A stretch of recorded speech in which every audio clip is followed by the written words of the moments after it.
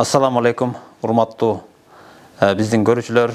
Ассаламу алейкум, урматтуу Лейлек Сүлүктүнүн молдолору каналынын көрүүчүлөрү. Барыңыздар менен кайрадан ушул экран аркылуу амандашып атканыбызга аябай кубанычтабыз. Бүгүн биздин конок, бизди тааныштыра турган кишибиз бүгүнкү күнгө чейин бул жерде найман болуп келди эле. Бүгүн мейман болуп отурат. Кийинки эфирлерибизден баштап Кудай буйрса наймандыгыңызды уланта бересиз. Азырынча мейман болуп туруңуз. Ошол проекттин Лейлек Сүлүктүн молдолору деген проекти ушундай бир видеого тартып, архив кылайлы, ушундай бир канал ачалы деген проекттин, жалпы эле ошол проекттин автору деп койсок болот. Иматулла ажы, ассаламу алейкум. Ассалам. Кош келипсиз. Курсанчылыкка келейик. Биздеги лейлектер этмекчи биз келдик балаке. Амин, амин. Эми узатпайлы, алгачкы суроого өтө берели. Эң алгач ушул өзүңүз тууралуу айтып берсеңиз.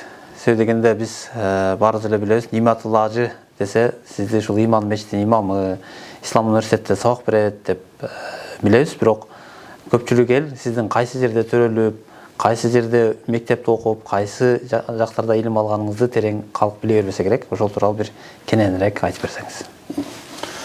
Бисмиллахир-рахманир-рахим. Эми өзүм жөнүндө айтсам, мен фамилиям Рысполов, атым Нематулла. Мен 1975 жылы ошо Сүлүктү шаарында мурда Восточный деп коет эле. Азыр Кошбулак болуп калды. Ошол Кошбулак айылында, мурда ПГТ дейт эле. Кошбулак айылында төрөлгөнмүн. Кенчи шахтада, ошо кенчинин үй бүлөсүндө төрөлгөнмүн. Уруум болсо ошол кесек, кесектердин ичин ичкилик, кесектин ичинен бөксө урусунан боламын.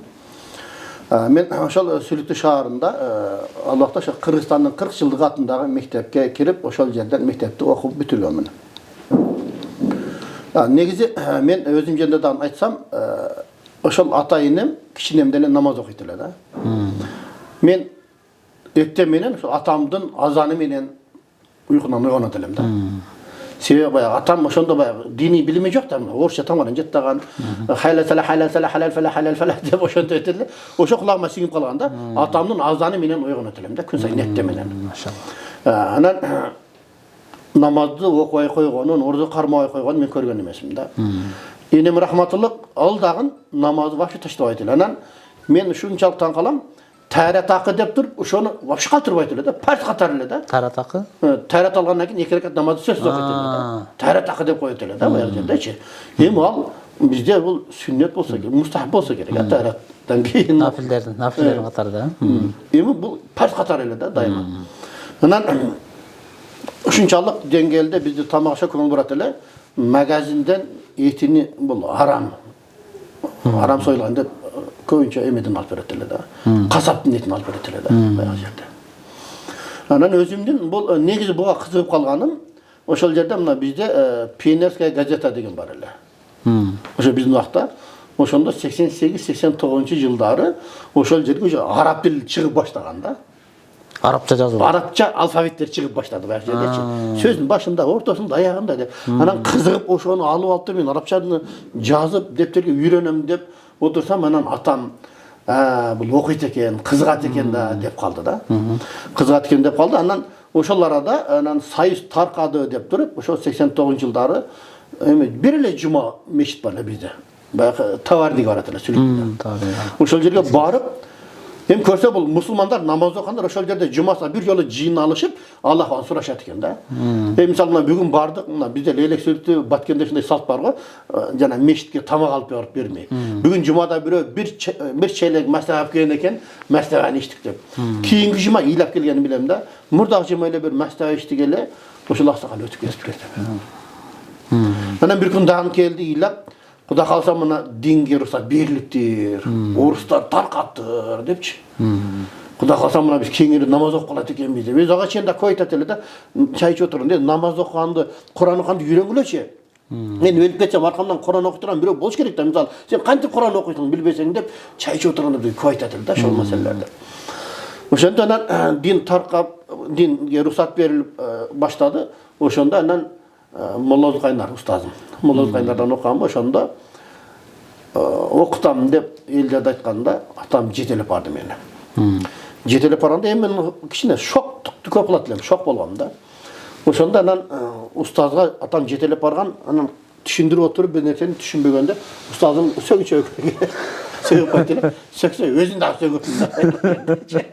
Ошондо атама аким аба, ушу балаңыз айтып келген, ушундай бир нерсе чыгат деп туруп болду. Мен уже балеге калдым. Атам өзү жетелеп барат баягы жерде. Саактар түшүндүрөт, үстүгө коюлса А, астына коюлса И, үстүгө үтүр коюлса У дейт.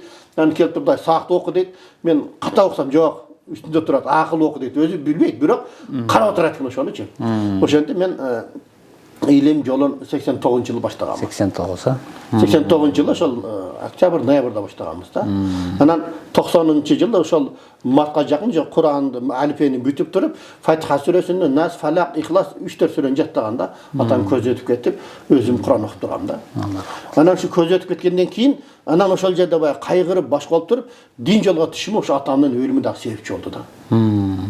Ошентип анан устаздан калбай окуп, Раматылык ошол устазыбыздан мен 3 жыл окудум да. Анан ошондо устазыбыз жаныга отурдулат эле мени. Постоянно мага сабак берет, мен башкаларга сабак берем, ошентип айлакта окутат эле. Өзү бошобой калса, чакырат да күндүз мага сабак берип коет, мен башкаларга сабак берет. Ошондо сиз Молла Зулкайнардан 89-дан баштап сабак ала баштадыңыз. 89-дан 92-ге чейин. 92-ге чейин. Бул 92-жылы баягы Союз жаңы таркап, баягы элдер эң биринчи баягы курсагын көп ойлоп калган учур эле го. Биз дагы ошонун четин көрүп калдык бир аз. Ошондо баягы ошо поколенияден карасаңыз 70 канча 75, 74, 76-га ошондон ылдыйкылар бир 85-ке чейин биздин учурга чейинкилер көп окуган эмес да университеттечи. Жалпы эле ошол биздин Лейлек тарапта мындай бир биринчи максат курсакты тойгозуш болуп калган да. Курсакты тойгозуш, бир жерде иштеп, акча таап, эме кылыш, баягындай элдин башка келген кыйынчылык. Ошол кыйынчылыкка карабастан сиз кандайча бир улантып кеттиңиз деген суроо. Ошондо эми мектеп бүткөндөн кийин бери окуш керек да баягы жерде. Кантип окуймун деп анан ошентип ойлонуп жүрсөм, бир газетага чыкты. Ислам институту бар экен, ошол жерге чакыруу. Ильяс Назарбек ректор да ошонун жарыясы келди да. Ошону көрүп калып анан ошол жака окуйм дедим. Ошону окуйм десем, Раматылык биз өзү негизи 13 бир тууган болгон экенбиз, 3 бир тууган өтүп кетти, 10 тирүүбүз азыр. Тайэжем бар, Тайэжемде дагы 12 баласы бар да. А ошонун баласы көп жыл таанса керек, Баймурат деп, Эрназаров. Ошол Баймурат бөлөм болот, ошого Тайэжем жөнөттү. Пока мен тирүүмүнбү, бир нан албайсың деп туруп, Тайэжем табыштап туруп жөнөттү бияка. Келди ошол Баймурат бөлөм, Алла разы болсун, ошонун үйүндө жүрүп окуганмын мен.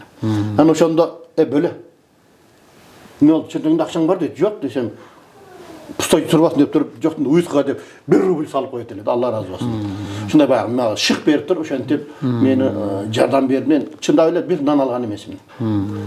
Oşol meni okuttu böyle. Allah razı olsun. Азыр дагы бир аз учка айтып өттүңүз. Ошонун катарында жалпылап эми устаздарыңызды дагы тааныштырып койсоңуз. Ошондо биринчи устазыңыз бул Молла Зулкайнар. Молла Зулкайнар, бирок бул жерде менин бир тууган эжем Молла Зулкайнардын ийниси Молла Кадыр дегенге турмушка чыккан. Устазы менин жездемдин агасы болот да. Бирок ошол 40 жылдан ашып кеткен болсо да, ошол жездемди эжем айтат да, тахажжуд каза болгон жок дейт да. Ооруп калса, операция болуп калса окуй албайт дейт. Кийинки күндөрү ошону кайра ошол тахажжудун казасын окуптур, анан бүгүнкү күндүн тахажжудун окуйт дейт жездем. Бул деген тахажжуд деген каза болбойт деген сөз 5 убак 5 убактан сырткары түндө тахажжуд. Машалла. Мен мага тоскоол болуп атат. Сонда сен жата бер деп туруп дейт. Лампочканын бул жагында картонду коюп койгон дейт. Мен жаткан жак көлөкө отурат, өз бияктан намаз окуйт дейт.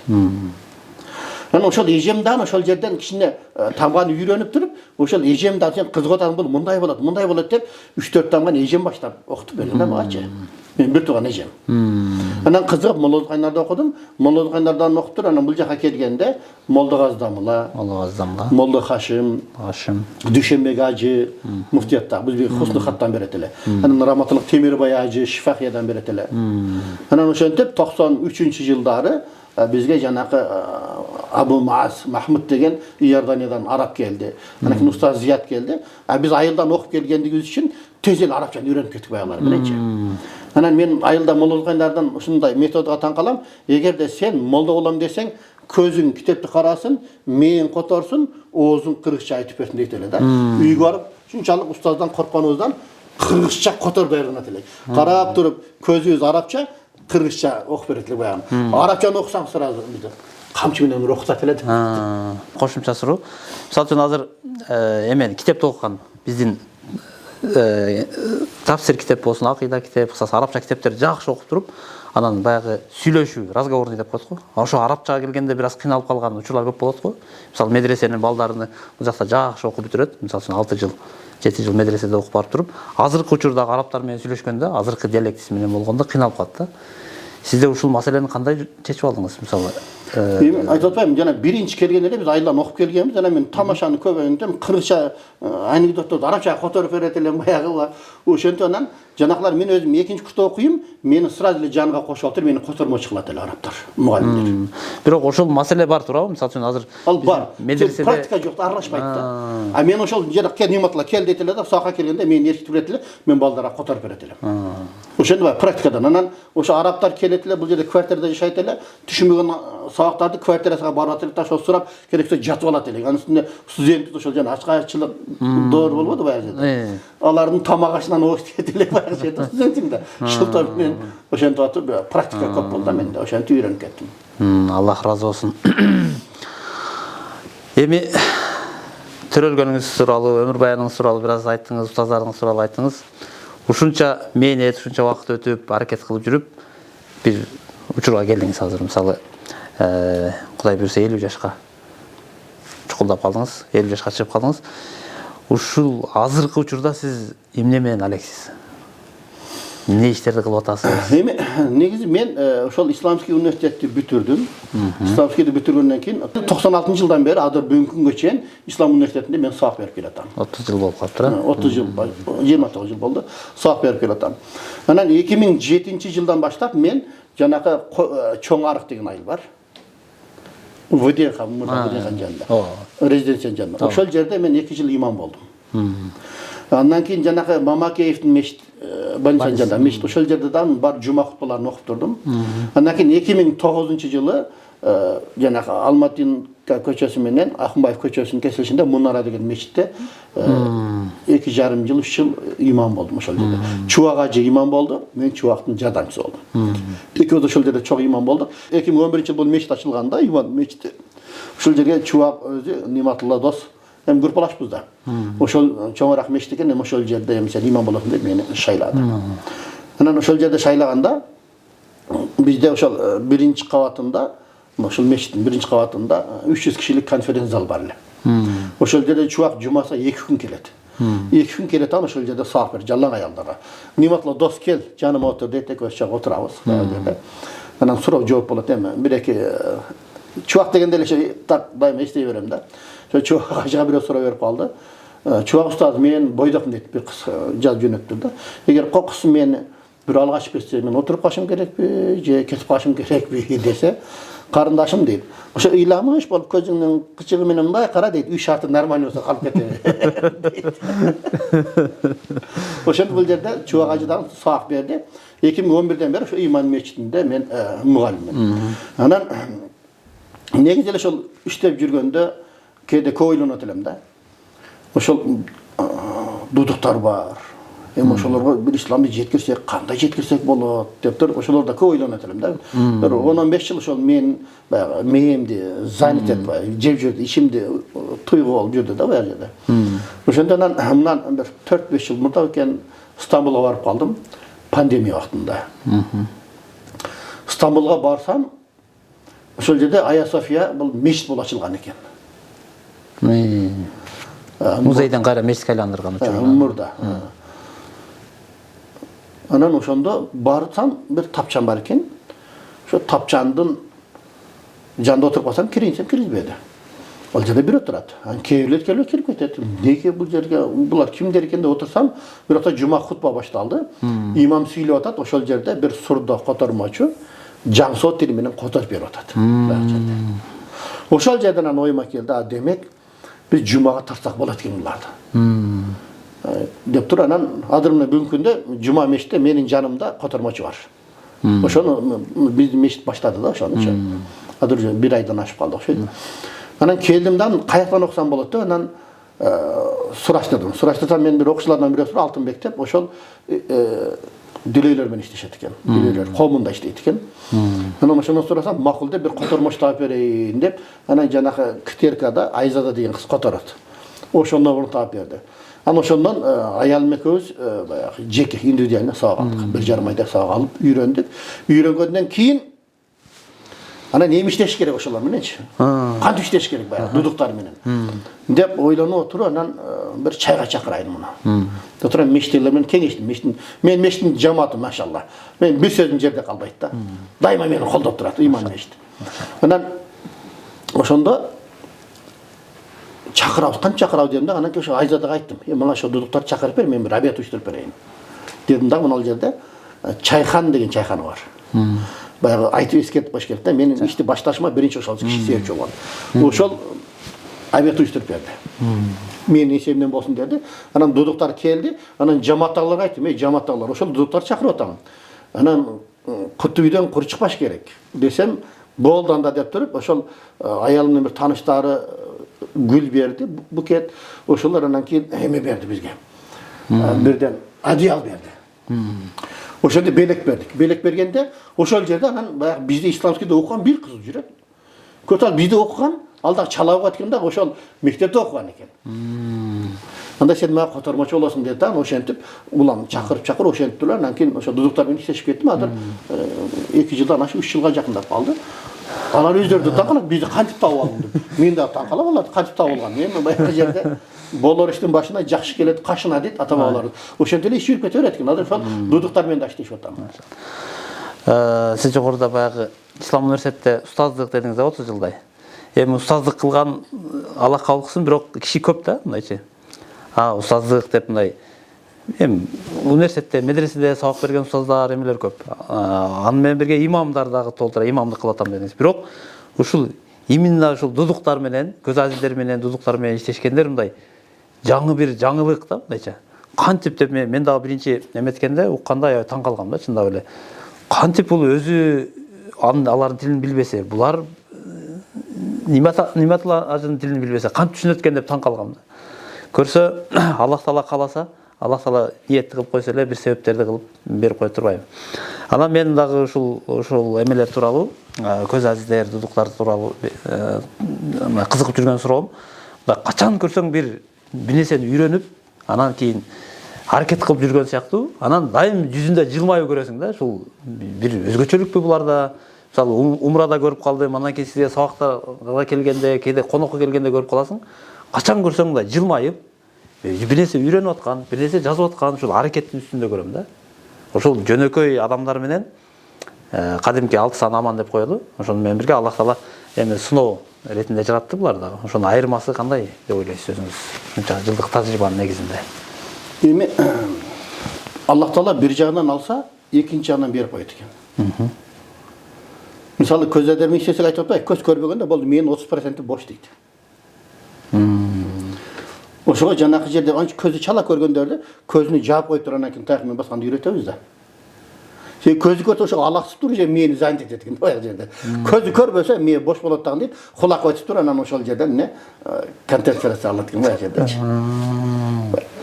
Анан ошол эмелерде буларда ошол мээде боштукту толтуруш керек да. Бирок мурда андай жок эле. Азыр телефондор чыкты да, буларда да мүмкүнчүлүктөр пайда болду да. YouTube'дан угат, башкалар телефонду. Бирок дагы эле ошол телефонду көпчүлүк пайдаланбайт да. Мисалы биз жайкысын 2 жума семинар кылдык, телефон пайдаланганды үйрөттүк да. Көз азиздер чакырып 2 жума басканды үйрөттүк. Анан телефон пайдаланганды, ноутбук пайдаланганды үйрөттүк. Кадимкиден ноутбук пайдаланат буларда. Программасы бар экен, говорящий деп коет экен, сүйлөп берет баягы жерде. Полностью жанагы программаны жазат, жазгандан кийин принтерге чыгарардан мурда өзүнчө бир эмеси бар, 4 бурчтук.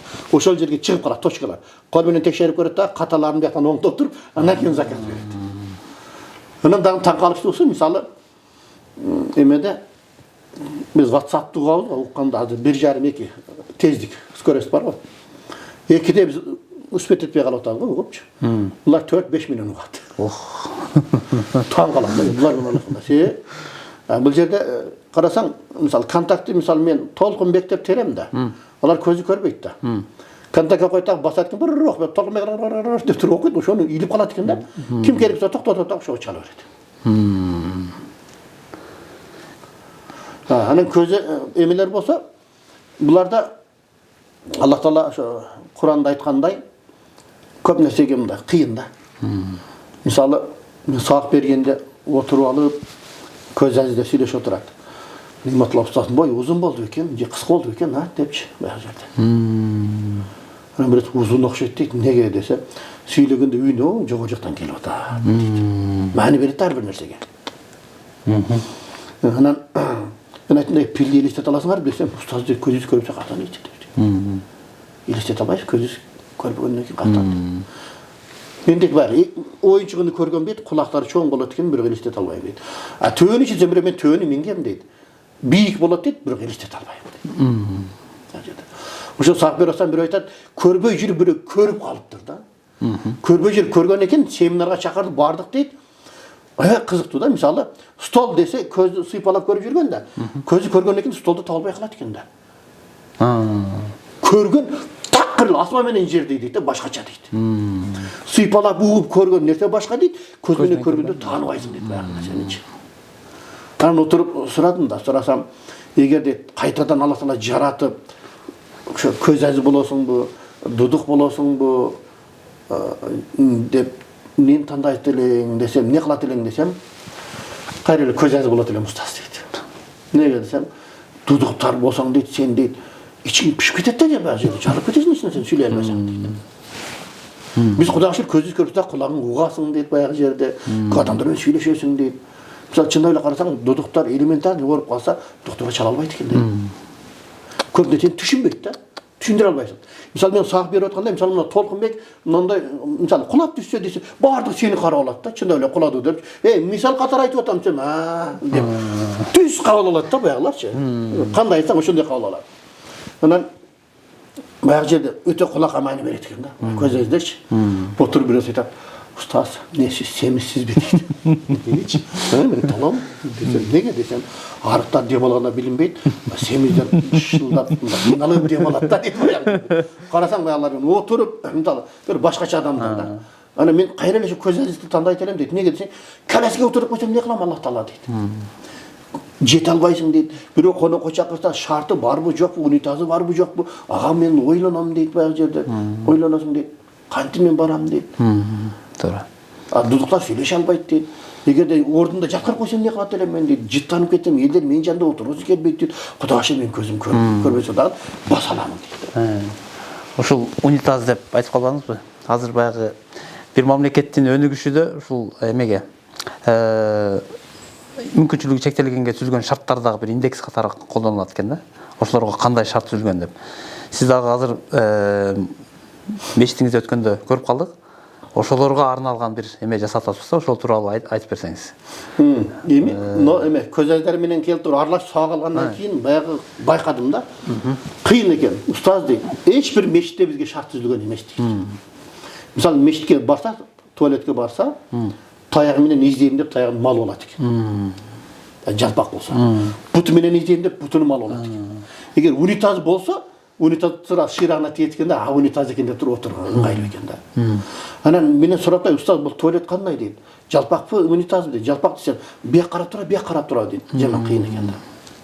Анан бітеле барды таяқ менен баса албайды да. Таяқ менен баса албайды. Таяқ менен баса тұра, мысалы, жанақындай пандус деп қойды. Ошондай жер керек дейді. Анан ошондай шарт болса жақсы болмақ дегеннен, анан мен ошол мешітімнен бір бурчунда эки туалет бар эле бузуп салдым дагы. Калескечандарға ошол көз әзиздерге бардығын шарты түзіп қойдым. Ошентип эле мен баштасам, мен башкача раковина чыгып калыптыр, үстүнөн жууна турган, астында дагы өзүнчө бир уясы бар экен да. Баягы бут удобный экен. Калескесинде бутуну жууганга. Ончомча буту ооругандар болсо, ошол жерде жаап коюп туруп ысык сууга бутун партиясы да болот экен баягы жердечи. Анан баягы жерде эмелерин койдум. Калескечандарга дагы ыңгайлуу кылдым, темирлерин коюп, анан баягы жерде тартынып, унитазга отуруп кайра тура турган, анан эме duşka жууна турган отуруштары менен кыскартып бүт шартын кылдым. Буюрса аны дагы видео кылып ушул көрсөтүүгө кошуп коебуз. Буюрса жакшы. Ошол бир тараптан мамлекетибиздин өнүгүшүнө кошуп аткан салымыңызды, бир тараптан ушул мүмкүнчүлүгү чектелген көз азиздер, дудуктарга кылып аткан мээнетиңизди Аллах Таала кабыл кылган болсун. Анан ошол жерде мен тарттым да, видеого тартып жөнөтсөм, ошо биздин жамааттан ырыс келди, Мурат дегендер бар. Алар таксовать этет. Өздөрү коляскада таксовать этип семьясын алат да. Ошолор эми сен жөн эле сүйүнөт, устаз. Рас болбоду, жакшы болду, буюрса мен барып көрөбүз дейт. Сен булар кыйналабыз дейт да. Мисалы кээ бир жерге барганда бутылка беребиз дейт. Ысык алып чыгып берип койчу дейт. Алып чыгып ошо сүттөн дарыт алып кыйналчу элек дейт. Аябай соно шарт болуп туруп, буюрса башкаларга дагы сүйүнүп жөнөтүп атабыз деп кубанып ичине батып айтат. Буюрса мен муну жакшылап туруп толук бүткөндөн кийин чыгарамын. Ошо коляскачындар келет, буюрса дараты бар. Биринчи этажда мисалы коляска келгенге удобный. Биздин мештибиз бар. Эме тууралуу сурайын деп атам да. Элдин арасында мындай деген сөз бар го. Мисалы чемпион болуш оңой. Аракет кыласың, чемпион болоюн, чемпион. Бирок ошол чемпиондукту сактап туруш кыйын дейт да. Жыл сайын эле ошону коргоп, титулду коргоп, чемпиондун поясту коргоп туруш кыйын экен да. Ошол сыяктуу иман адам иманга келгенде бир нерселер себеп болот, изденет, эме кылат, Аллахты таап туруп иман келтирет. Аллахка ишендим, ла иляха иллаллах Мухаммад расулуллах дегенден кийин, пайгамбарыбызды кабыл кылгандан кийин имандуу болуп эсептелди. Эми ошол иманды жандуу кармап туруш өзүнчө бир тема да, өзүнчө бир чоң маселе. Эми сиз бул жаатта кандай иштерди аткарасыз? Эмнелерди кыласыз? Мисалы, дайым эле имандуу болуп жүрүш, мындайча айтканда, кандай десем, дайым эле имандуу болуп жүрүш кыйын да. Бир нерселерди аткарып туруш керек да. Кур'ан окуп туруш керек, же бир иш кылыш керек деген. Мындайча айтканда иманыңызды бекемдеш үчүн кандай иштерди кыласыз? Жана жалпы коомчулукка, жалпы биздин жаштарга кандай сунуштарды айтасыз? Эмне кылып турушубуз керек? Эми негизи бул дайыма пайгамбардан айтат го. Хазимул лаззат дейт. Рахаттын дамын кетирүүчү нерсени көп эстеп тургула дейт. Көрөк мисалы өлүмдү эстеш керек экен да. Кайсы малда болсо келип калышы. Мисалы мен азыр ушул жерде гарантия жок да, ошол эфирдин акырына чейин отурармын деген гарантия жок. Отурган жеримде өлүп калышым мүмкүн да. Көрөк ошону эстеш керек экен. Мен дайым айтам да, өлүмдү эстесең, сен кадимкидей мындай ойго жүрөсүң да. Мисалы, адам жаның бар, тириксиңби, сен авторитетиң бар да. Мисалы мени дамыла дейт, устаз дейт. Жаным чыкты, болду. Эч ким атымды айтпайт. Майыт дейт, сөөк дейт. Ниматулланы сууга алдыңарбы? Ниматулланы капендадыңарбы деп, сөөктү сууга алдыңарбы? Сөөктү капендадыңарбы деп туруп, эмне? Эч ким моменталь атың өчөт да өлгөндөн кийинчи. Көмгөнгө чейин атың өчөт, көмгөндөн кийин фамилияң өчөт. Рахматуллах Ниматулла болуп калабыз да. Расулов Ниматулла эмес. Ошону көрүп эстеш керек да. Себеби эч ким качып кутула албайт да өлүмдөнчү. Баары бир өзү башыбызда өлүм бар да. Өлүмдөн эмес, өлгөндөн кийинки жашоодон коркуш керек. Мен да студенттерге айтам, силер өлүмдөн коркпогула, баары бир өлөбүз. Мисалы, ончамча өлүктү жууганга киргиле, кепин дегенде киргиле, иман күчөйт, иманды жаңлап турасың ошол жерде. Анан бул биринчи маселе. Экинчи маселе, ошол баягы элдерге айтып туруш керек. Мисалы, мен ошо 90-жылы Молла Бегали мурдак сабактарда айттык го, баягы аксакалдардан баштабадык го биринчи. Ошо медресе ачканда устазым Моллозгайнар сабак берип, бошобой калып 2 жыл мен сабак бергем. 90-жылдан 92-жылга чейин ошол жерде эмне бар туруп медреседе сабак бергем. Ошондо менде баягы мугалимдик баягы шык ойгонгон экен да, баягы жерде сабак берип, баягы ошол кызыгып үйрөтсөм экен деп. Себеби дүйнөдө 2 адам балага жакшы кылып калайт экен да. Биринчи ата-энеси, экинчи мугалим. Ошондо мугалим болуп калдым. Азыр дагы мисалы бул жерде мен дудуктарга сабагым бар. Жумасына 3 күн. Жумасына бир жолу көз аздер келип сабак алат. Анан башка ошо мештин жамааттан келип туруп, жумасына 3-4 күн балдар келип туруп сабак алат. 5-6 жылдан. Олар Кур'ан үйрөтөсүң, акыйдадан бересиң, ошентип эле. Ошон менен алек болсоң, бул иман мындай бир калта турат экен да, алек болуп турсаң. Эгер анан алыстап кетсең, ошо жок. Биз айтат го, сен кийимиңди жуусаң, кийим дагы таза болот, колуң дагы таза болот дейт. Ошого биз айтып турушубуз керек экен да. Мисалы, меники ошол туугандарым деле билет. Мисалы, күндө кечинде мешітте сабак менен бошобойм. Мен сабагым бар дейм да. Анча бир жерге барбайм. Той топурга деле барбайм. Себеби жумасына бир жолу келет, мен сабак беришим керек ошо балдарга. Анткени устазым Моллозгайнар бизге ошондой бир мээнет кылып бизге ошону үйрөтүп кеткен да. Мисалы бизде 80 адам элек, 40 адамдан. 40 адам бир группа, 40 адам экинчи группа. Биринчи, үчүнчү, бешинчи күн биз болсок, экинчи, төртүнчү, алтынчы күн экинчи группа, саат 6-да кирип, түндө 12-де чыгат эле, 12-ден кийин бирде 4-нчи сменге шахтага кетет эле. Уста, жумаса бир күн эс алат эле. 3 жыл бизге ошентип саат берди. Алла разы болсун. Азыр ошол нерсе азыр Кудайга шүкүр, алхамдулилlah устазымдан мурас калдыбы. Ошол нерсе мага өтө деп сүйүнүп атам да. Мен азыр Кудайга шүкүр ошол не, ошол сабак менен алектим да. Мисалы ошо окуучулар, мечиттеги ошо жамааттагылар, ошо көз азиздер, дудуктар ошолорду эстейм, чалам.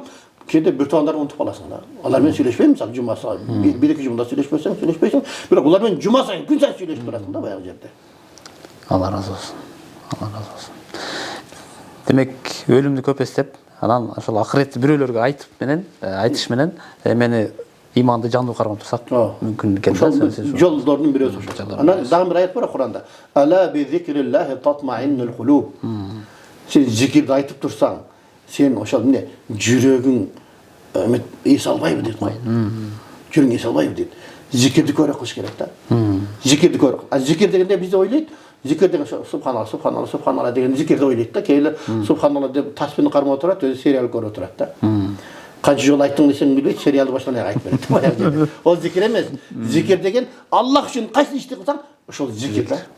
Бирөөгө садака бересиңби, бирөөгө жардам бересиңби, эмне кыласың? Аллах үчүн кылган нерсе бул дагы зикир. Көпчүлүк адам ушул өзүнүн жеке нафсини позитивдикке көндүрө албайт экен да азыркы жашоодочу. Бирок ушул сизден байкаганым, өзүңүздү дагы унутпой эле башкаларды күлдүрүп, башкалардын бир маанайын көтөрөйүн, позитив тартуулайын, ортодо бир шаңдуулук пайда болсун деген эме ушул кайсы жактан пайда болду, анан чыныгы мунун маңызы кандай деп айтасыз ушуну? Эми негизи мындай себеби бар. Мисалы мен айттым го, кичинен эле атам өлүп калган. Ошондо кээ бир адамдар бар эле, жетим дейт да. Өтө оор дейт. Жүрөгүң теш өтүп кетет. Азыр биздин мына түштүктө колдонгон жетим деген эмес ал. Ал жетим деген мисалы Орусто пайдаланат. Орусто жетим деген сөз бар. Лейлек баткенде жетим деген сөз жок. Жок. Бул жерде сагыр, мисалы жетим деп коет. Бизде түзмө-түз эле түшүнөт. Бизде түзмө-түз түшүнөт да, лейлек баткенде. Жетим, паланчанын жетими деген сөздөрдү көп уккан да, баягы жертечи.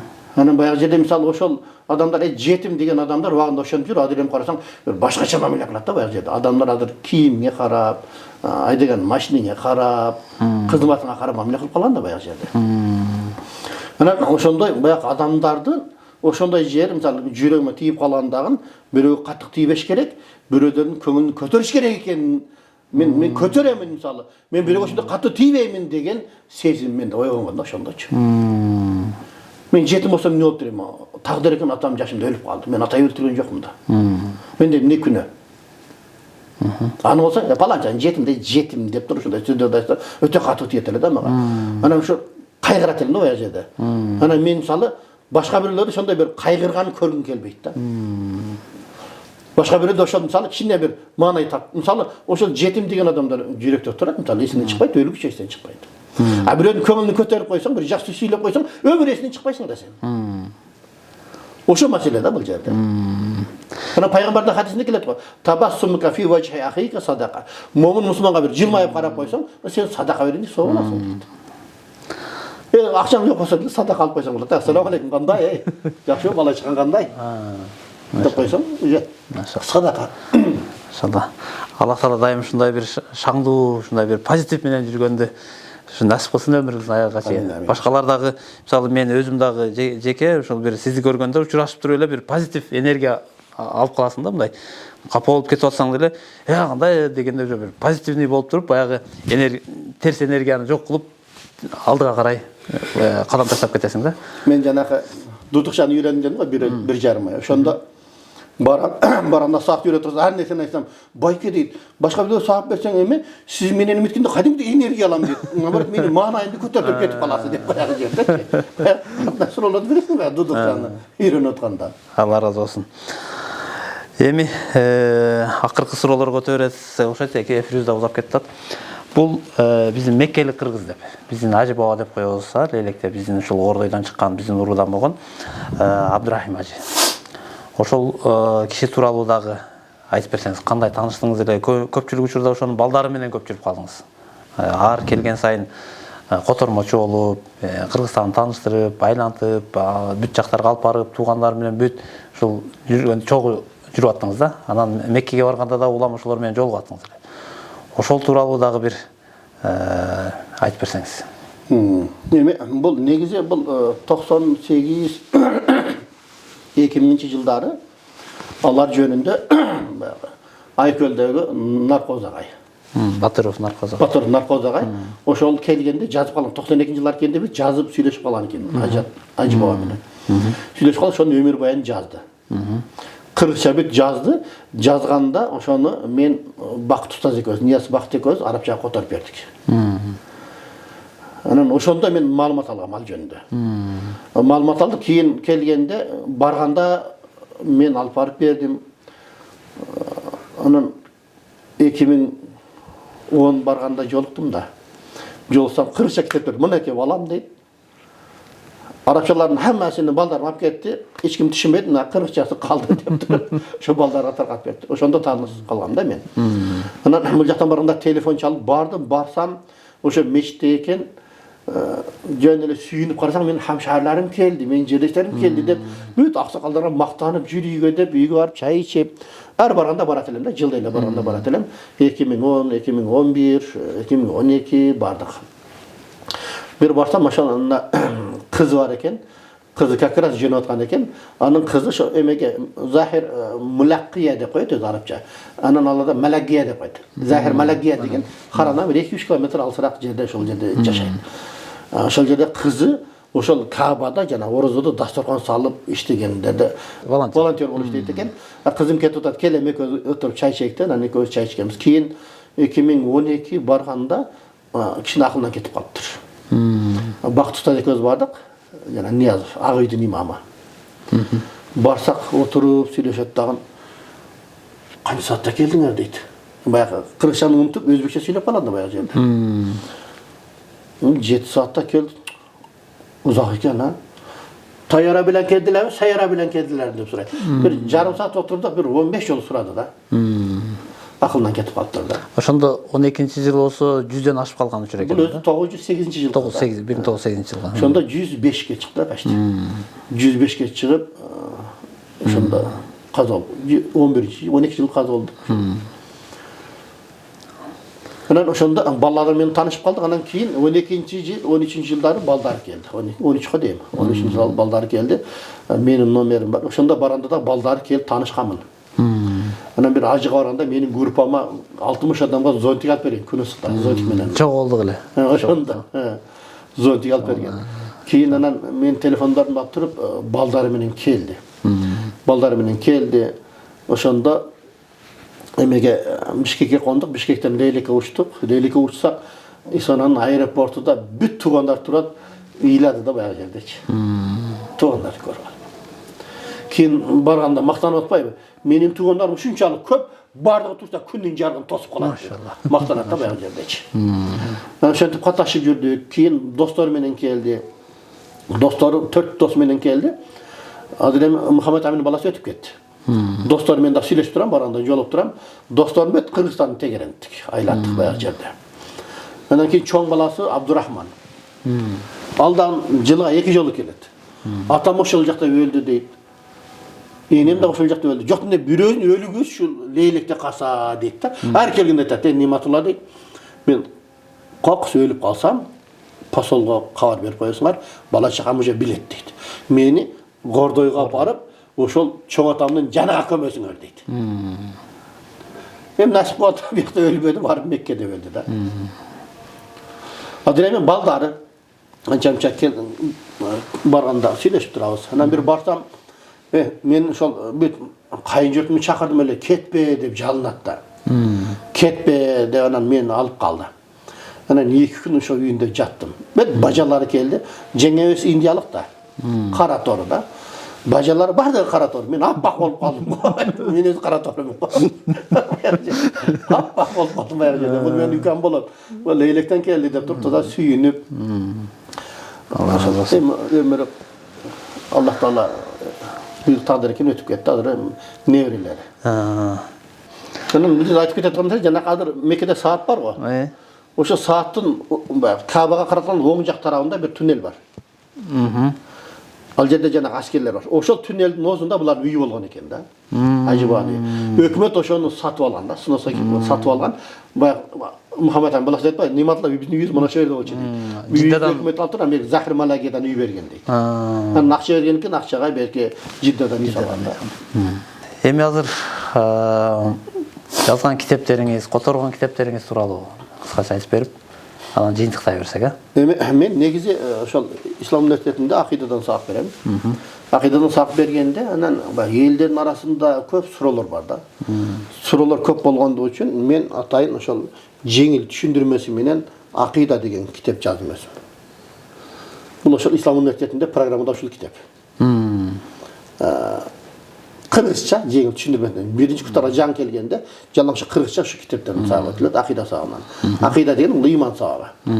Анан ошол кыргызча окуйт, анан экинчи курста арабчаны үйрөнгөндөн кийин же арабча тексттерди окуйт. Анан арабчадан да котормолорум бар менде. Ошол аңгемелер деген китептери бар. Ошо аңгемелердин китептин биринчи, экинчисин жазгам. Бул жерде ошо айбандардын өйүнчө бир той өткөзгөнү, лейлектин тили менен гәштек өткөзгөн жерлер бар да баягы жерде. Ар кимиси мактанып, пил мактанат, мисалы менин чоң атам Кабаны бузбай койгон десе, мисалы киттер келет. Менин чоң атам Жунус пайгамбарды жутпай койгон десе, бул жерде эме жөргөмүш келип атат. Менин чоң атам пайгамбарды коргогон деп туруп. Анан калем менен өчүргүчтүн айтышы деген ошол китептер бар. Мунун ошол аудио варианты дагы бар. Аудио варианты буюрса мына Лейлек Сүлүктү көрүп аудиону киргизип коебуз, Кудайым буюрса. Ал жерден каалоочулар укса болот да. Жанагы Мансурбек Канназар окуп берди, Алла ыраазы болсун. Ошо окутуп, ошо бирөө спонсор болуп акчасын берип, ушул бар. Анан ушул китеп. Анан кийин кичинекей мусулман деген эме бар, китеп бар. Муну орчага да котортуп койдум, маленький мусулманин деп.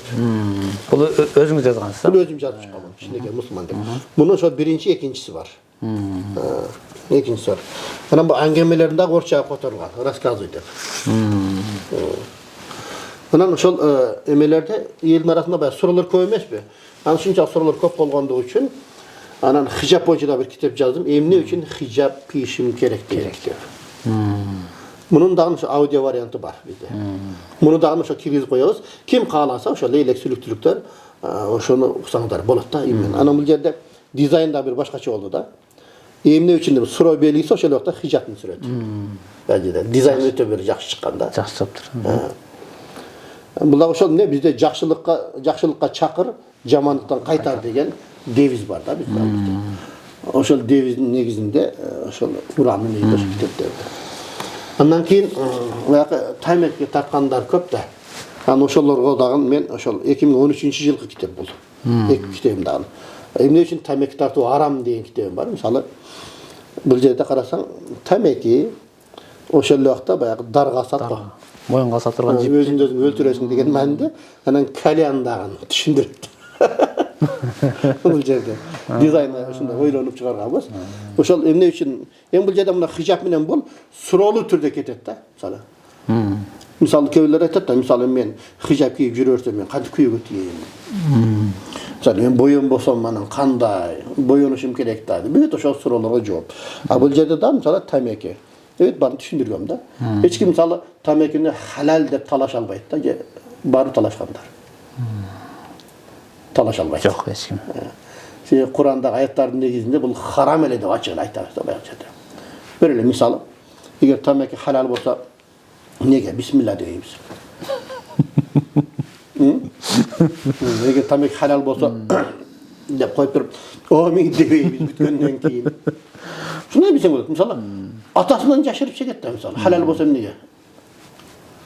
Эгерде болсо халал болсо, кана балам мынтип карма деп үйрөтөт эле баласы, мынтип карма, сигарет чеккенде мындай кыйша уюп ал, түтүнү көзүңө кирет деп үйрөтөт эле да. Кыскасы бет ошол эмелер боюнча, ошол китептер боюнча, Алла ыраазы болсун. Эми жыйынтыктоочу суроону берейин, ошону менен жыйынтыктасак. Бул биздин канал Лейлек Сүлүктү молдолору деп эми жалаң лейлектиктерге арналган эмес, жалпы эле кыргыз коомчулугуна каалоочулар кирип көрсө боло берет. Ушул биздин проект аркылуу, ушул канал аркылуу нелерди айта аласыз. Эми мындай эркин микрофон деп. Ачык айтканда кийинки келе турган конокторубуз, дагы кандай бир келечектеги пландар тууралуу бир кайрылуу жасап кетсеңиз. Эми бул жерде негизги менин максатым бул каналды ачуудан максатыбыз устаздарыбыз көп. Мисалы жакында мына бизде Мухтар Дамла. Ак өргөдө имам Ак өргөдө. Мисалы биздин аксакал ошол эле да. Дайыма келгенде селдесин байлап келип батасын берет эле. Кыжалат болуп жүрдүм да, кандай кылсак, ошондо бир жекеден кетип атат деп. Мисалы Али Кары рахматуллах өтүп кетти. Онун үнүн азыр уга албайбыз. Мисалы кары жакшы кары эле мисалы тарабаларга өтүп жүргөн. Ошол ой мени жеп жүргөн, анан кийин келип бышып жетилди да, ар бир нерсенин убакыт сааты бар экен.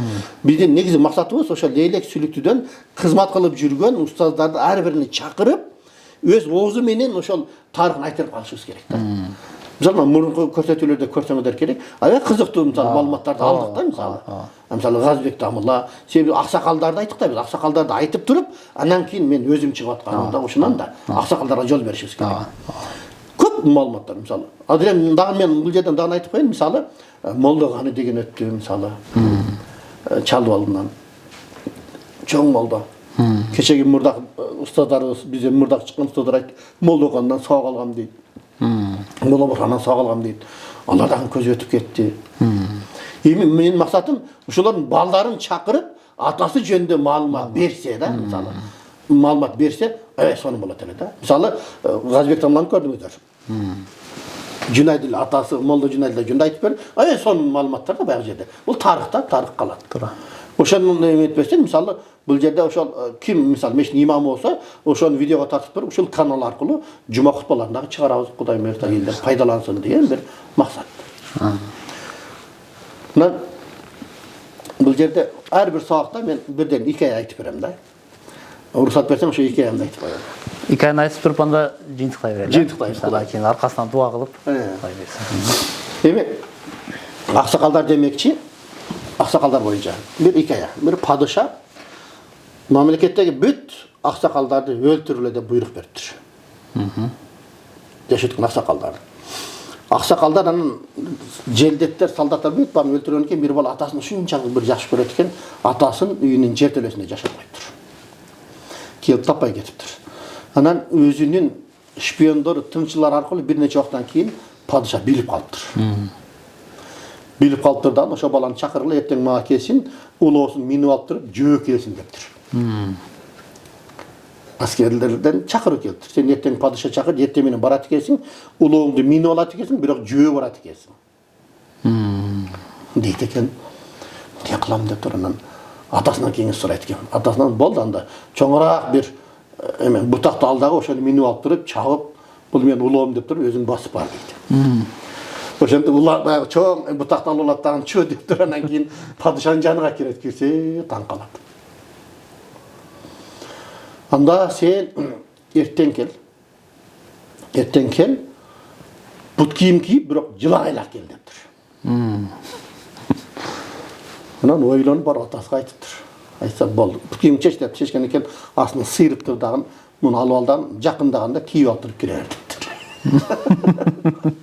Бут кийиминин астын кесип салган да атасы. Ошентип барыптыр. Канайын десе, мен бут кийим менен келдим. Анан жылаңайлап келсин керек болсо көтөрсө бут көрүп туруп баягы. Анда эртең эң жакын душманыңды, анан кийин бир эң жакын досуңду алып кел дептир. Анан бар атасынан сураптыр. Атасынан сураса эми карыялар да билет да, баласынын акыбалын, келин билет. Эртең бир итиңди жетелеп бар, анан аялыңды экөөнү кошо алып бар дептир. Неге десе, сен алып бара бер, балам, анан көрөсүң дептир. Анан бардагы бирок ошол падышанын жанына барганда аялыңды дагы ур дептир. Биринчи аялыңды ур, анан итиңди ур дептир. Аялын урган экен, сен мени эмнеге урасың? Сен өкүнөсүң кылган ишиң андай мындай. Бул керек болсо атасын жашырып отурат подвалда деп туруп айтып. Көрөсүң деп турат, кетип калыптыр, айтып берип турдан баягы жерде. Анан итин уруптур, итин урса качып кеттир. Качып кеткен экен, сен эң жакын душманың менен достук кантип билдиресиң десе, көч десе ит жүгіріп келіп шипаңды айланып баштады. Мына менің досым, қатыным дұшманым екен. Деген екен, қаяқтан білдің мұны деді. Патша сезіп тұрады да. Анда сен болды атаң үйреткен болса керек, атаң ертең алып кел деп тұр. Атасын ертесі күні алып келсе, атасыны падыша өзіне кеңесші қылып алды дейді. Ошол себептен biz birinci aksakaldardı çıkardık da Толқынбек ekөөбүз. Аксакалдарды чыгарып, ошолордун фотосун алып туруп, анан кийин биз өзүбүздүн баштаганыбыз, жаштар баштаганыбыз дагы ошол болду. Allah razı olsun. Анан бул жерде биз аксакалдарды дайыма кеңешип турушубуз керек. Айрыкча атабыз менен, энебиз менен кеңешип турушубуз керек. Анткени алар жашоону көрдү, турмуштун ысыгын да көрдү, суугун да көрдү, тажрыйбасы бар. Алар эч качан бизге жамандык кеңеш бербейт. Кыргызда сөз бар. Карга баласын аппагым дейт, кирпи баласын жумшагым дейт деп, аксакалдар ата-энебизди сыйлап дайыма кеңеш сурап туруш керек. Анткени булар турмушту көрдү, турмуштан бизге сөзсүз бир пайдалуу нерсени, тажрыйбасынан бизге жакшы нерсени гана үйрөтөт. Мен сөздүн акырында ушул хикая менен жыйынтыктайм иншалла. Allah razı olsun. Өтө кызыктуу, өтө бир мындай маңыздуу, кызыктуу болуп кетти. Анан бир убакыттын кандай өткөнүн эле билбей калдык. Allah razı olsun. Бир дуа кылыңыз анда. آمين. سبحانك اللهم وبحمدك نشهد أن لا إله إلا أنت نستغفرك ونتوب إليك. أعوذ بالله من الشيطان الرجيم. بسم الله الرحمن الرحيم. والعصر إن الإنسان لفي خسر إلا الذين آمنوا وعملوا الصالحات وتواصوا بالحق وتواصوا بالصبر. سبحان ربك رب العزة عما يصفون وسلام على المرسلين Velhamdülillahi Rabbil Alamin. Allah'ım iki dünyanın bahtılığını nasip etsin.